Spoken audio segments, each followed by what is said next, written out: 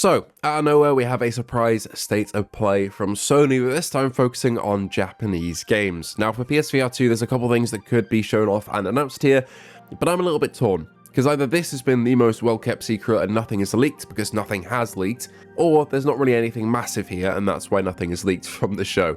We're going to talk about that a little bit more in depth today. If you want to look to somebody streaming this show, look for Without Parole. I'll leave Brian's link in the description below, but he will be streaming it tonight, I'm pretty sure from what he said. He did kindly invite me onto the show as we usually do, but as it is my birthday today, I'm going to be out and about for most of the evening here in the UK, so unfortunately I cannot make this one, I don't think, unless something changes last minute.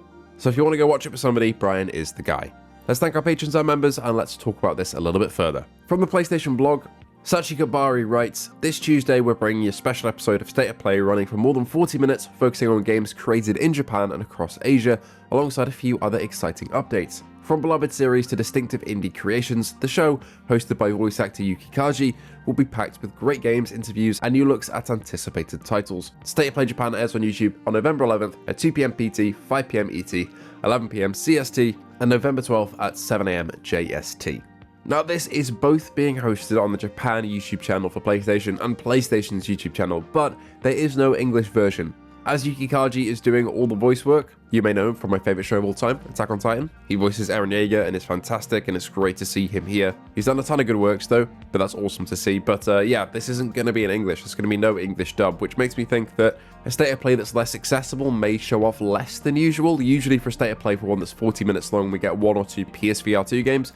I don't know if that's going to be the case here, because it seems a bit more niche. But out of Japanese games and Asian games, what is there to expect from that side of the globe for PSVR2? Well, one possibility is Resident Evil 9 PSVR2 mode. I don't know if they'd announce it at a smaller State of Play like this. For example, we usually don't get a State of Play until like early next year. Usually we have one in like September, and then the rest of the year is kind of silent, and then we get one at the start of next year. So it's weird to see this kind of smaller State of Play. I say smaller, it's still a long one, but in terms of scope of the globe and kind of interest, it's smaller, I guess, because it is more focused on like a niche part of PlayStation rather than PlayStation as a whole.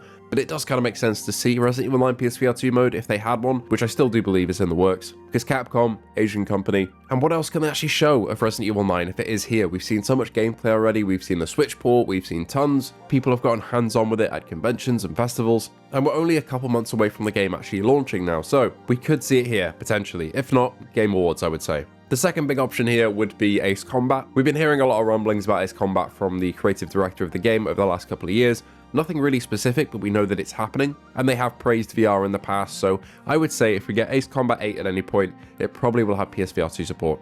Ace Combat is quite a big franchise though, and I'd expect to maybe see that at a main showcase or a main State of Play rather than this more niche Japan one, but it would make sense, especially considering that they say that beloved franchises will be here, so that would make me incredibly excited to see.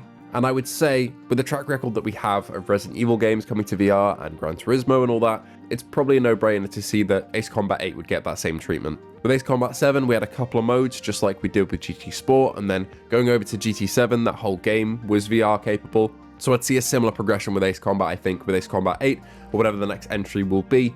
It would make sense to have basically all the content playable.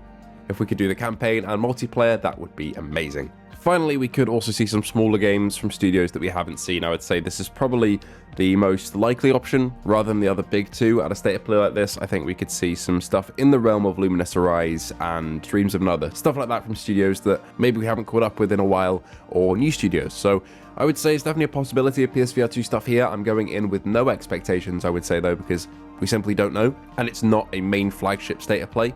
But I guess with where PSVR2 is at in Sony's eyes, maybe it is the play to reveal a PSVR2 mode for something like Ace Combat or Resident Evil 9 here at a State of Play like this, rather than dedicating an entire section of a normal State of Play to it. So who knows? That being said, at the last place where we did see Resident Evil 9 gameplay, they said tune in to the Resident Evil showcase for the next look at the game. So that would imply that we're not going to see anything until then, which would rule out it appearing here.